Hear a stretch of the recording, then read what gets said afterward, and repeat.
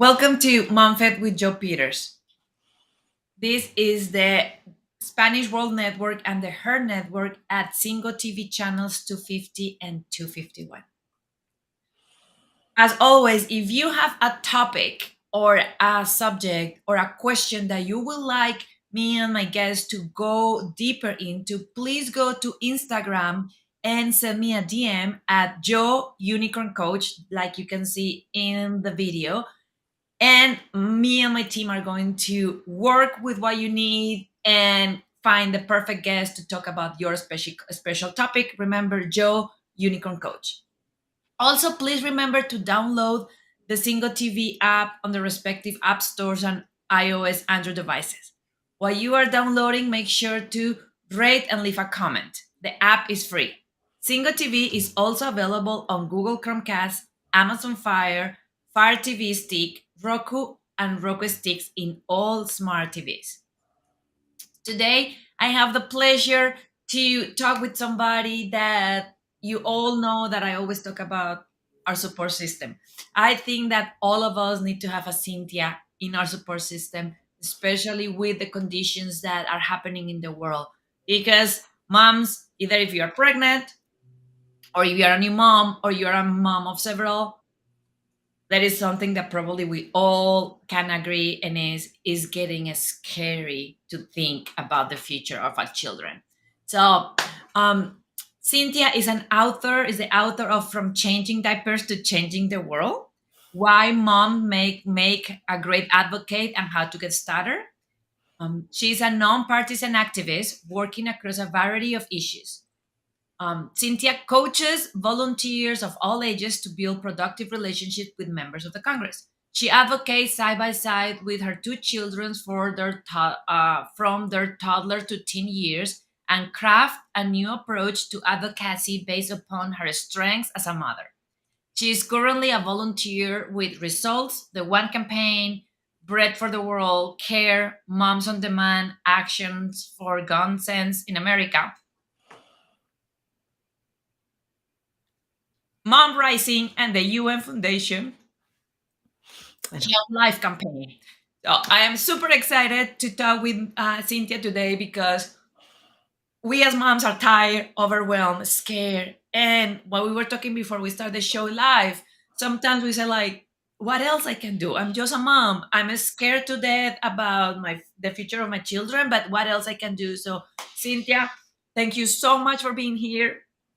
Why we don't just start with what I always ask my guests is share a phrase, and I love yours. Let's gonna start a little bit with that phrase, and then a little bit about your story about how you move from I'm just a mom into start working to build a future and change the world.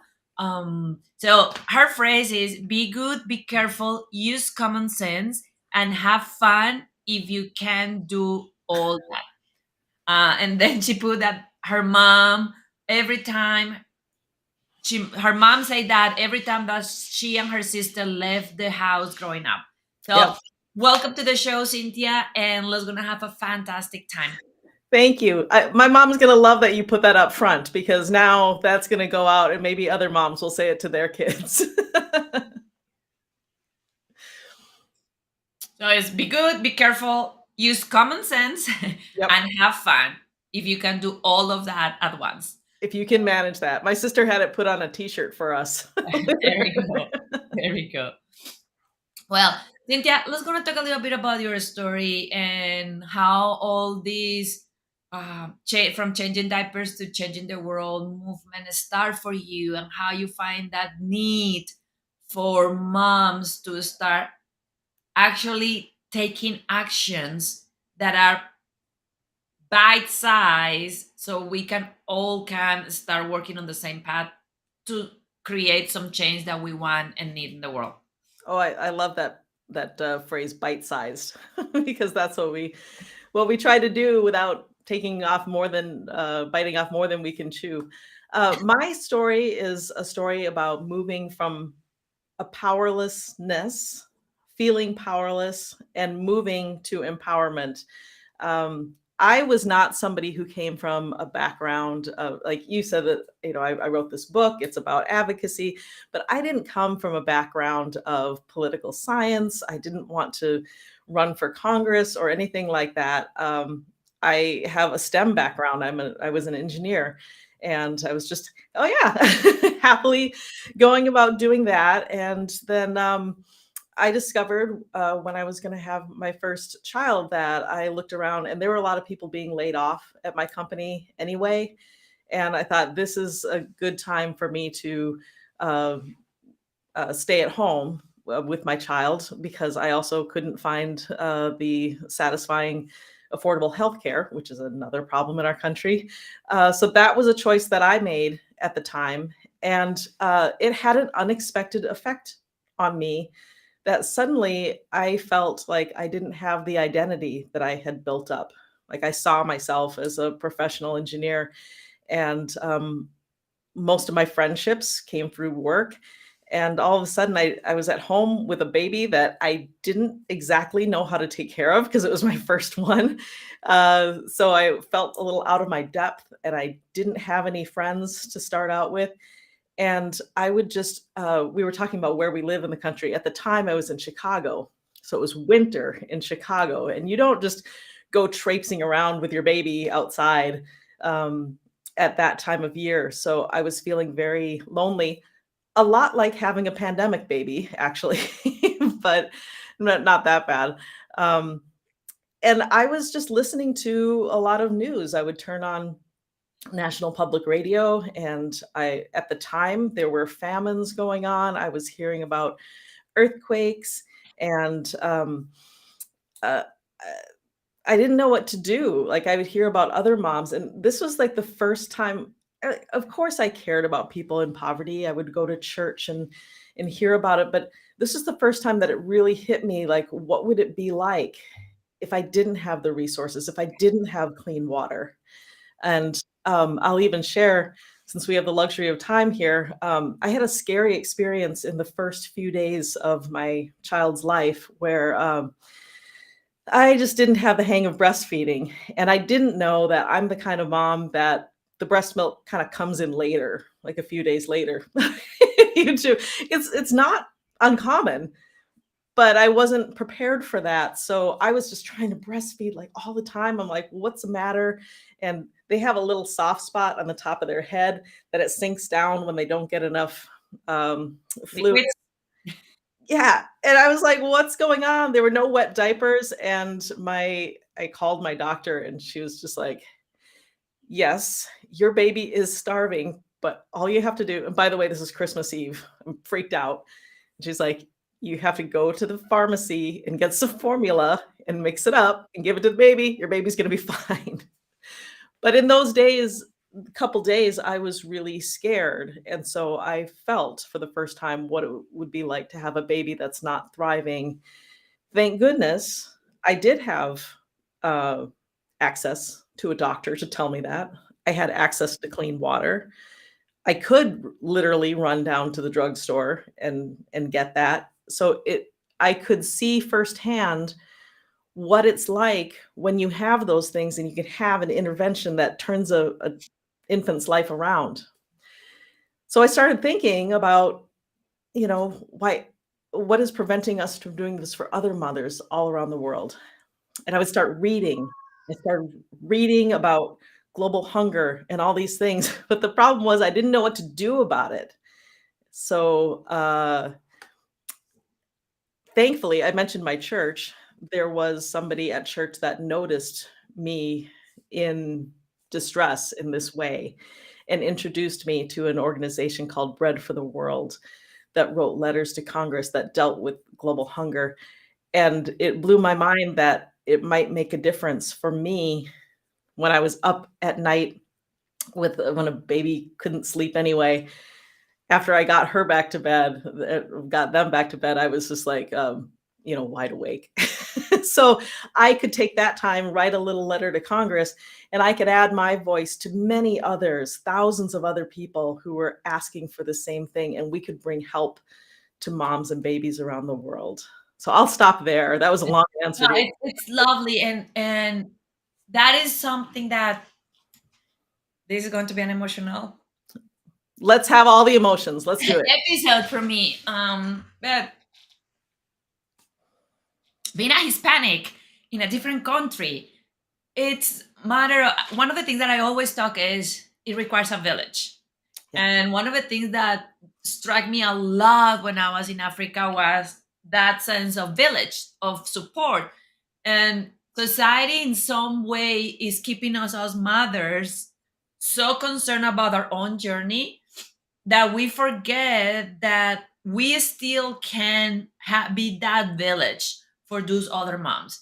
That and then something that is being very known, and we have several levels of this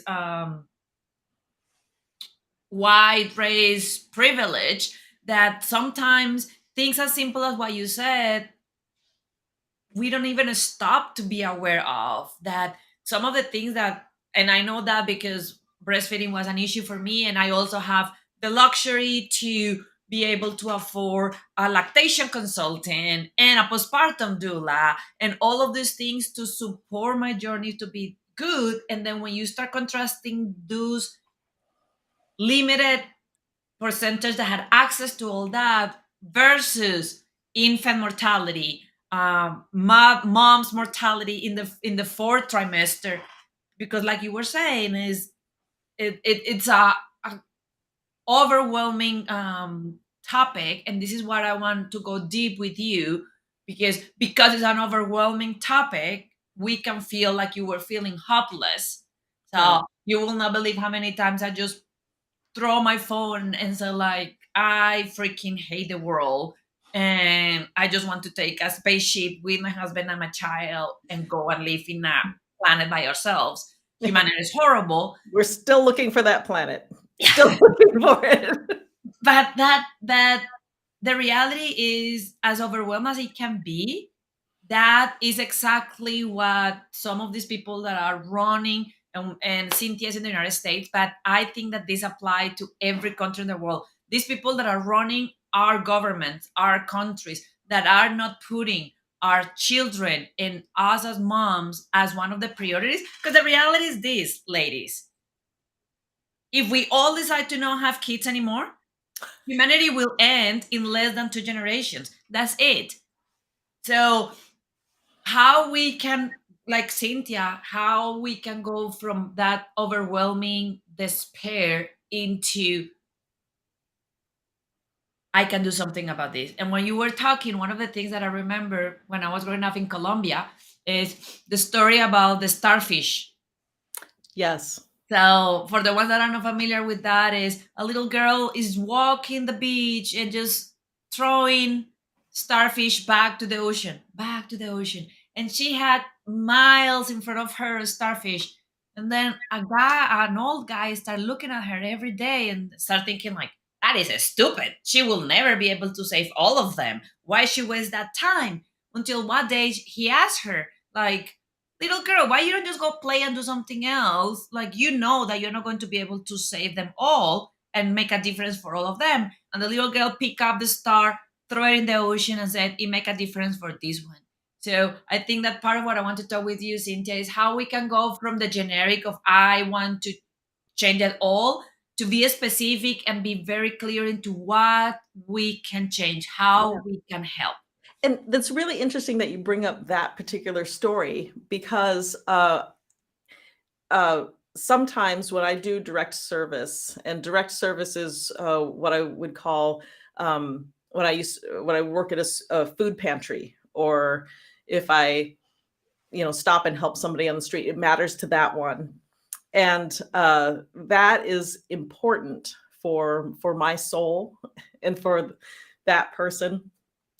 And the advocacy that I do, the activism that I do, it doesn't always occur to people that this is something that we can do. And when we live in the United States, we have a right to speak up, and not everybody in every country has that. But when we work together to change a policy, then we don't just help the one person, the one starfish, we help the others on the beach too. And it's funny because we talk about this and it's a matter of scale, right? So we're not helping maybe all the starfish in the world, but I found that this advocacy and activism helped me to increase my impact so that I didn't have a lot of money when I started. I just quit my job, I told you, and my husband had quit his job to start a company. So by the way, I do not recommend this as a life path to quit your jobs when you have a baby. Um, but like I didn't have a lot of money to donate, and I wasn't a person of influence. But I found that by being empowered and learning how to do these steps that we're going to talk about in activism, I found that I could have much more influence and I could actually get to know members of Congress and turn things here, turn things there. And well, I'm going to stop there, but it was helping more people made me feel like a better person, a better citizen, and a stronger mom, too.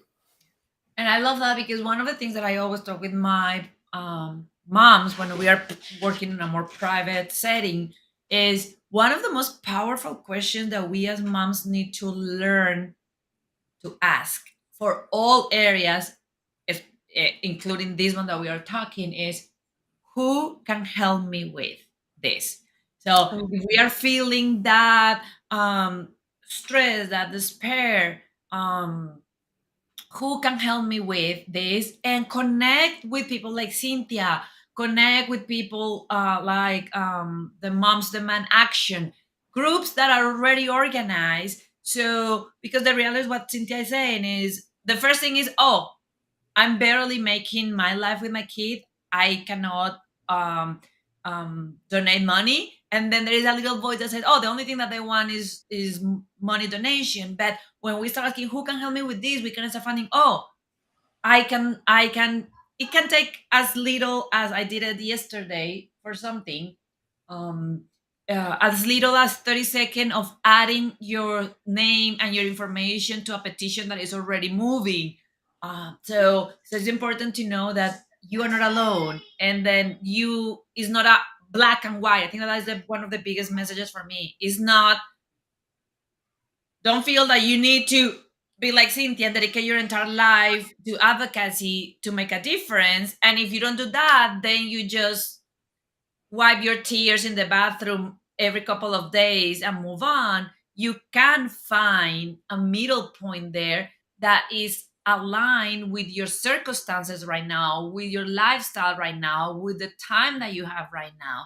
And then that, the other one that I was thinking is that story from one of the several religious paths that talk about the widow that gave everything that she had, that was just Yes. Yeah. penny cents, versus the rich person that gave just a little bit, but in comparison the rich person was a lot bigger than the widow. But the message was, she gave everything that she had. She did the best that she could with what she had.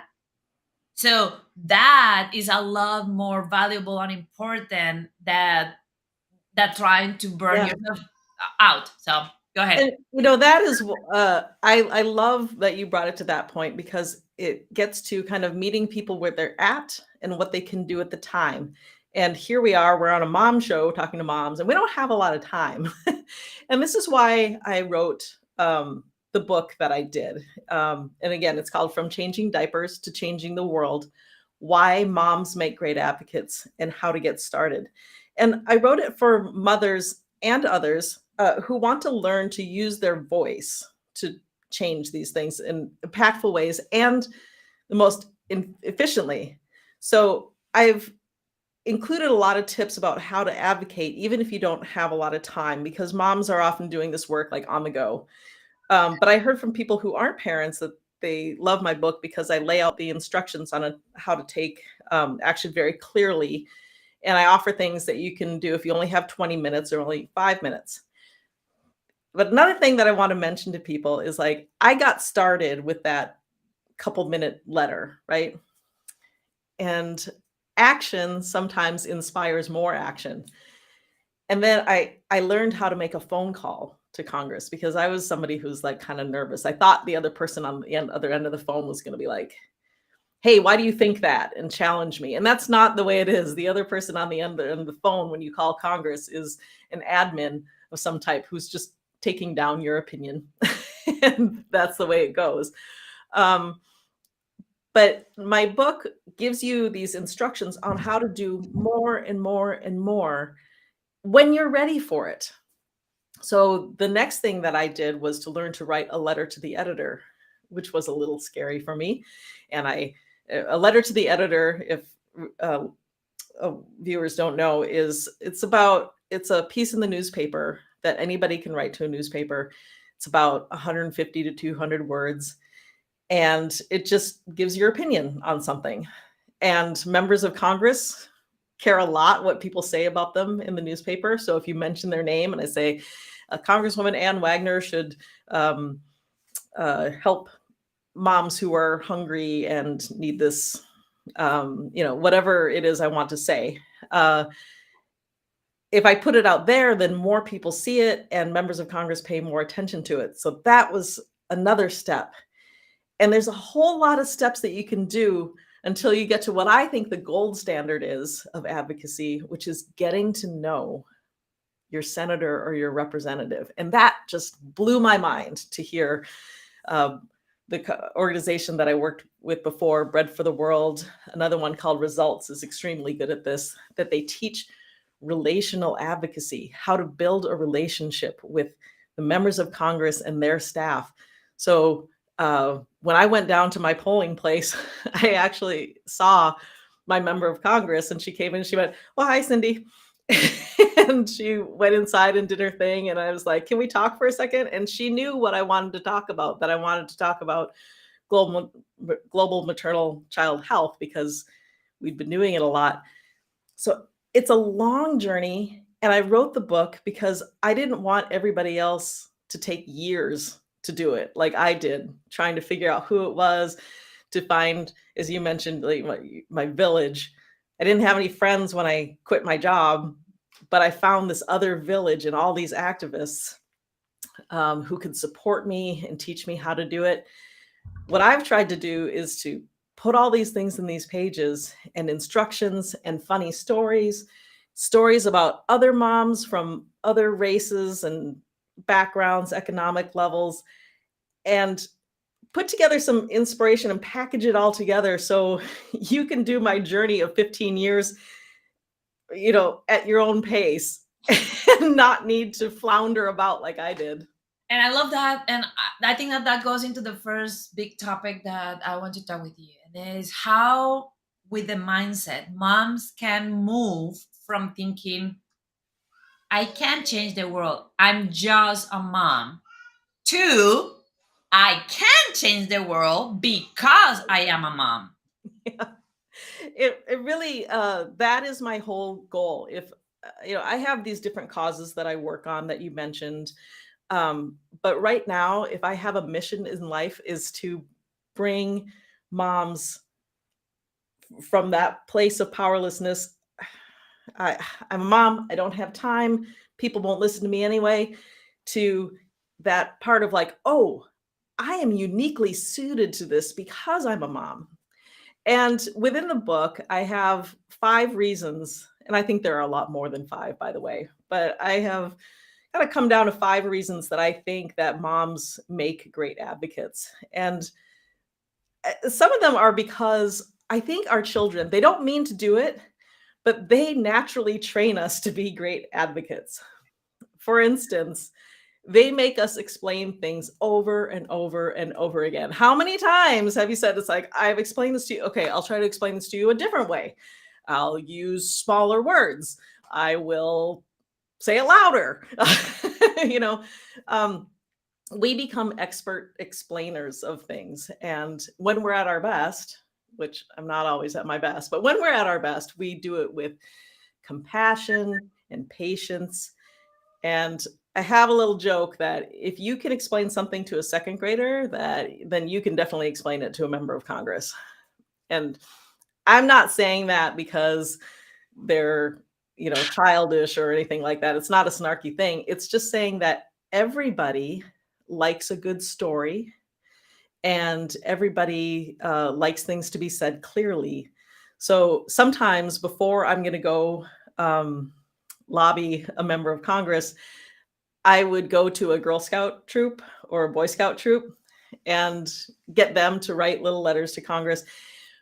But talking to them forced me to take this government policy and squish it down into the clearest parts, because if I can't hold their attention, I will not hold the attention of someone who has 10 more meetings to go to and has a billion other things on their mind. So um, they can train us in this way.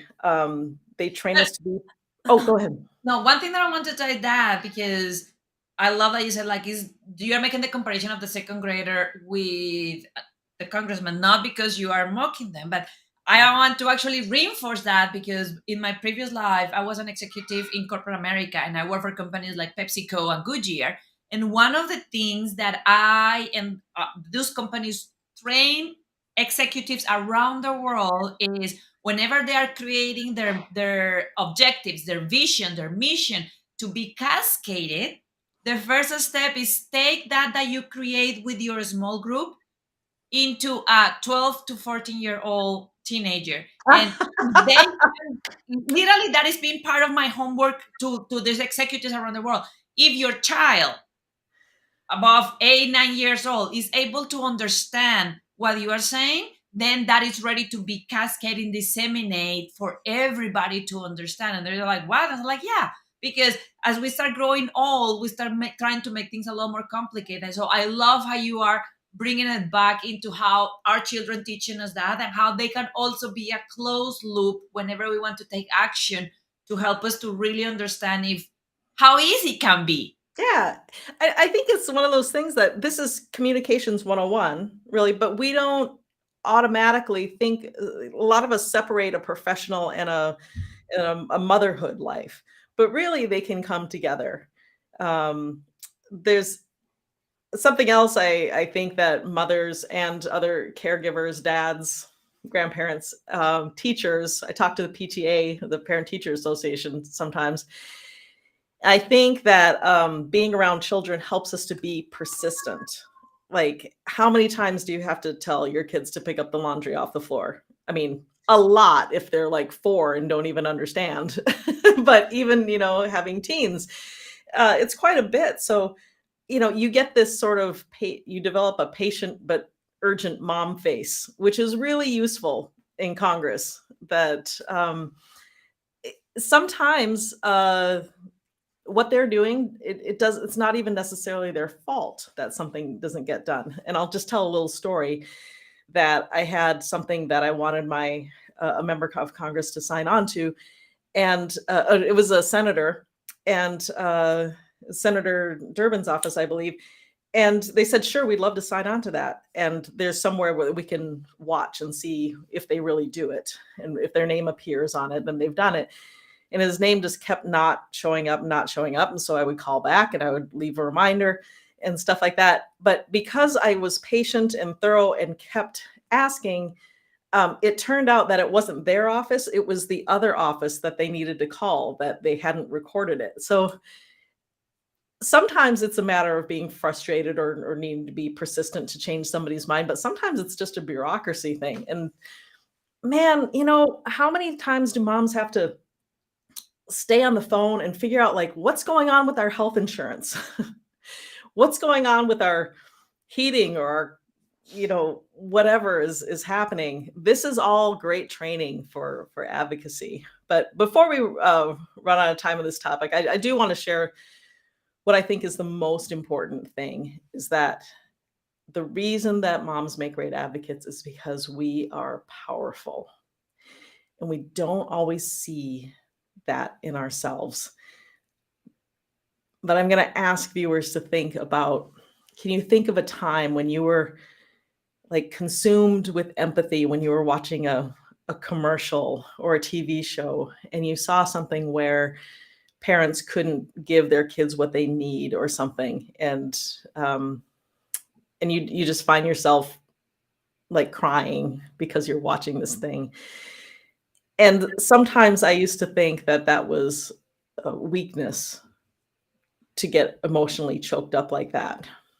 But I'm here to tell you that that ability to internalize somebody else's story, even if it's a commercial, but if you're watching the news and hear a real story, that ability to do that gives you great power because caring and empathy are contagious. And not in the COVID way, but in the best possible way. That vulnerability can be your strength because I have gone in to talk to members of Congress, like their aides or something. And when I tell a story of something that happened to a mom across the world who could never reach that person because of distance and circumstances, and I see that person, when I see their face begin to change, soften, maybe even tear up, then I know that I've reached across with that empathetic power. So that ability to turn your emotions into positive, constructive action, that can be your superpower. And I was thinking of that when I saw the intro to the show, like the super mom with the baby, like that's it. That's the stuff. And Absolutely. And it's just funny that you bring the perseverance because I actually make a live about that yesterday because ah, I watched my 22-month-old stay perseverant for over 45 minutes mm. without without crying, without nothing, trying to convince me that sleep time was over, that it was time to get out. So I was making a live of like, who can teach us more perseverance than that journey of mom and dad and child. But one thing that I love about what you were saying is that we go more into that I'm also very big feminist into that was labeled as a weakness was all about a very male dominant energy, and what is being doing is keeping us trapped away from our power because we are different than male. They have their strengths, and that one is not one of theirs. And then sometimes that could be scary because I agree with you. Being able to have that empathy and that connection and being able to allow others to feel with you is a superpower that we can use. So one of the things that I think that is important is, and I want to hear your opinion here too. I've been debating about this a lot, and that is something that the minority, and I know that I have a lot of privilege with this, but I have the fortune to be able to travel around the world, and because of that, I have a lot of options to see what is possible. And what sometimes in Colombia and the United States, in some countries, what I see is moms just almost getting numb and getting used to it to this is the way. So I only have 6 weeks maternity, it's not even maternity leave. I only have 6 weeks PTO after I give birth, and then it's normal for me to go back. Right. And because that is for some people the only thing that they see and have access to, then it becomes the reality when we have a contracts of some countries that offer 18 months. Yeah. And then the research is showing more and more that at 6 months our bodies is still healing. So I want you to also talk a little bit about that, about how we can start expanding the possibilities and break that little eggshell that sometimes we get into of just getting numb and assuming that things like that are normal. Yeah, I mean, it's like, what especially when we just have our kids, like, my world got really small very quickly, and, so for a while, it was just, how do I care for what's right in front of me? And, I think that, sometimes in various times of our life, we lack the vision to dare to think that things could be different for us. And I absolutely believe with you that a global perspective is very helpful in seeing those things that you might actually run into somebody who says like, "What, you only get 4 weeks or 6 weeks? Or what? That's crazy." You know? Um, so I think something that's incredibly helpful is to intentionally, expand our mindset and our worldview, and one thing that's really helped me with that is being involved with some of the organizations that I have been with along the way, like, the One Campaign and Results have been very good about engaging activists, from other countries. And if it hadn't been for, Results having an international conference every year where it was in Washington, DC, and they brought in, uh, activists from all over the world. Results is a global organization. And sometimes they would say, "Okay, Cynthia, you're going to, go with Evelyn, and she's from Kenya. So can you take her around to your members of Congress?" Which was eye opening for our members of Congress too, because maybe they'd never spoken to someone from Kenya before. Um, and I'm trying to think of other places I've worked with people from Uganda and Ghana. And uh, it my involvement opened their eyes to things that can be different on their side, and they did the same for me. So I guess what I'm saying is, you were making the point that it's because of privilege that some of the population gets to travel around the world and others don't. And that was not something that I got to do before, but now when I work with these other organizations, I can use my computer and I can talk to them. And now I have friends in all of these different countries that can help expand my viewpoint. So I hope that adds to your observations a little bit. Absolutely. I love it because, again, we go into that all or nothing. If I cannot travel around the world, then that means that I cannot get out of this like little tiny box. What Cynthia is sharing is what other options we have now with the world like it is. If anything was a blessing from COVID, was that COVID pushed this boundary beyond. Cynthia, two things that I want to talk with you before we go. Um, the part of what do you mean when you say, I love how you say, if we work together, we can change policies to make our lives and our family's life better. And then Mhm. to be a powerful activist, your main job is to put yourself forward and say, I care. Let's want to expand a little bit on that. Yeah, this is one of my favorite things to talk about because I felt I didn't understand that at the beginning when I started advocating. Like I said before, came from this kind of engineering background, and I was like, I have to study everything. And why should I open my mouth? Why should I write a letter to the editor, for goodness sakes? Why would anybody listen to what I have to say when I'm not an issue expert? I haven't done these things. Um, but I was unaware that there's such a thing in the world as putting out your opinion on things. And you can have an informed opinion by doing some research and talking to these different groups and learning about gun violence and what it's doing to your community, or what you know I learned that tuberculosis was the most infectious disease before COVID, and now that COVID is subsiding, tuberculosis is once more. I wouldn't have known that unless I did some research, but I didn't have to know everything about everything. And I didn't have to have a lot of money or be a person of influence. All I had to do was to exercise my right as somebody who lives in America. And notice I didn't say being a citizen. If you live here, you can talk to a member of Congress. You don't have this is not a right that's guaranteed by citizenship. They take care of everybody who lives in their district. That's their job. So if you can just go in and say, I care, and this is why I care, that is the most important thing. I can follow up with a lot of like websites. Like if I go in with, let's take the organization CARE, for instance, care.org. That's another one that works on a lot of women and girls issues. Um, I can walk in with a fact sheet from them and they can read it on their own.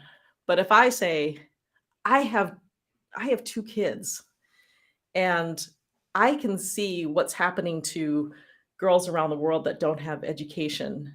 And I am aware that uh, girls who do not have an education are much more likely to be married before the age 18. I see my kids and I see girls in other countries not having the same opportunities. That's why I care, is because I want other kids to be as well loved and taken care of as mine. That's something that they're not going to find on the fact sheet, and so I don't want anybody to stop being in action because they think they need to um, get some sort of degree or something like that. And you don't have to do it perfectly. And you can make mistakes. I make mistakes all the time. One of the most common mistakes for a global activist to make is to trip up on the words million or billion. And it makes a big difference if you're asking for $2 million or $2 billion or something. And I was thinking the last time I made that mistake, um, the aide that I was talking to kind of like smiled and like kind of nodded her head, and then she wrote down the correct one because she knew what I meant. You don't have to be perfect, you just have to do it.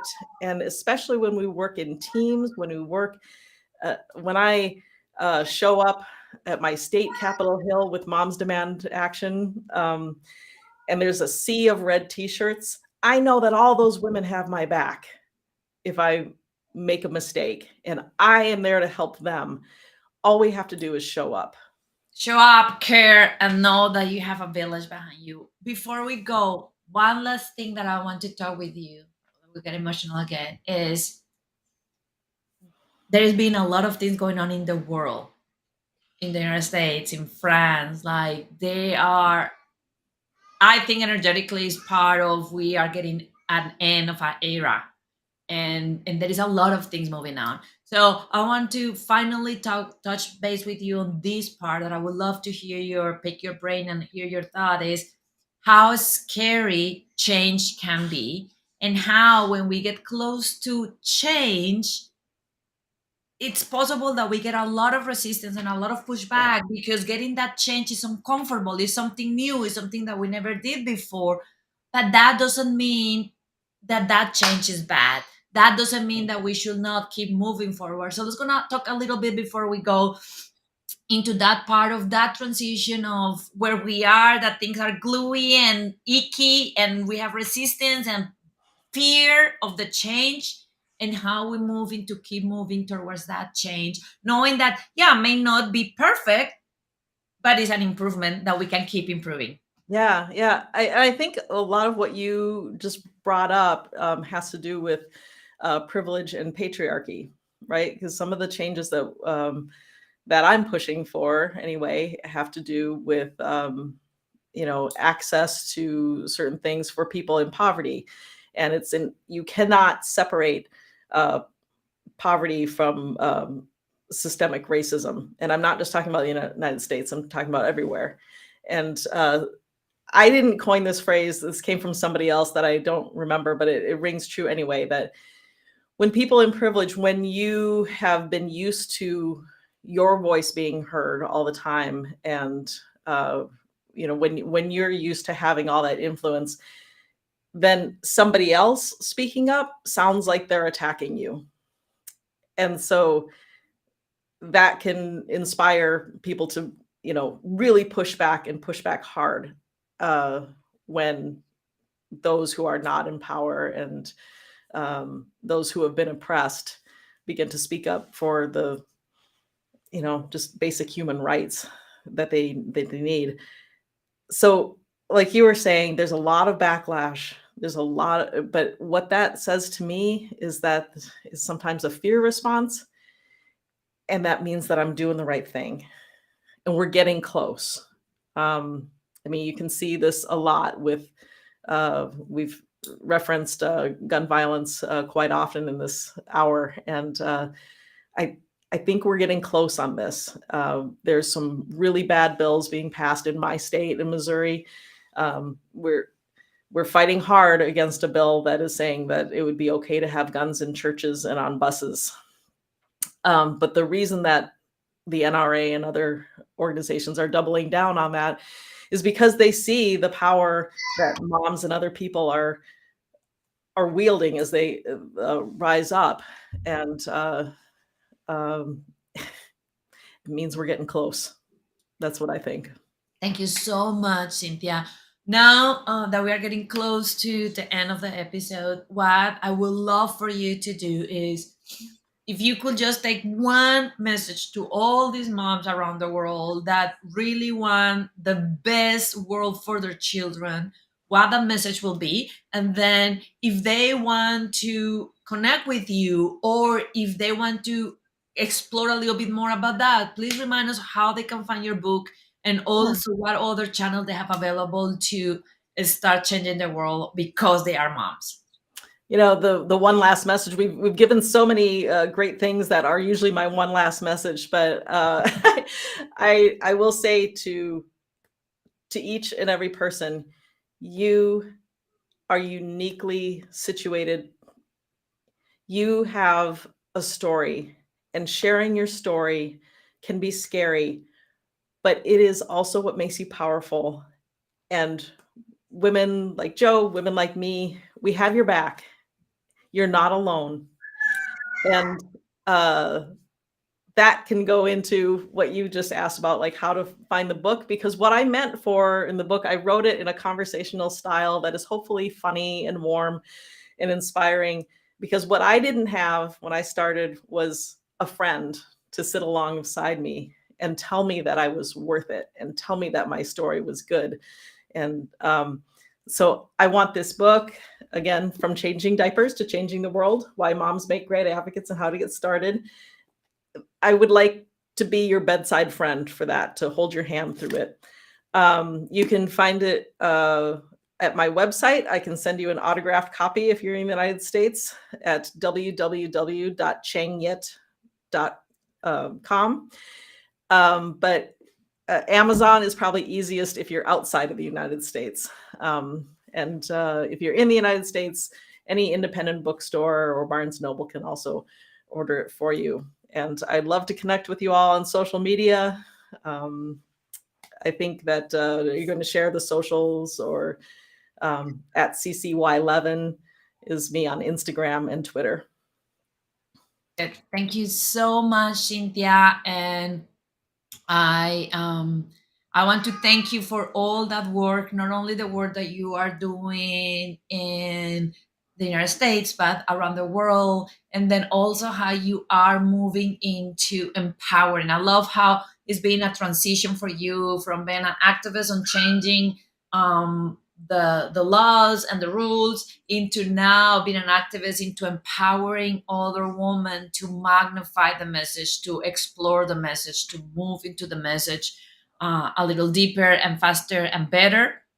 So thank you so much for everything that you did, and for everybody, please make sure that you reach out for the book, that you learn, and that is in your power to just save one starfish, one little thing. And like Cynthia was saying, we are close. And then also, as darker things go, that is a signal that we are in the right place.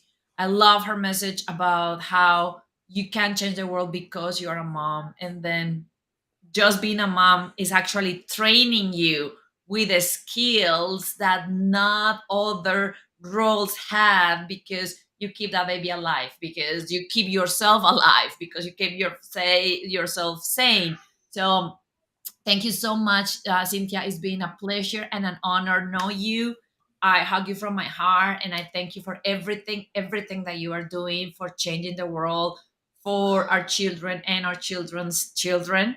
So thank you. And this show can also be heard at the Spanglish Radio Network. Please check out www.spanglishworld.ca for all news and programming. Spanglish World. Watch it, hear it, read it, download it, and leave it.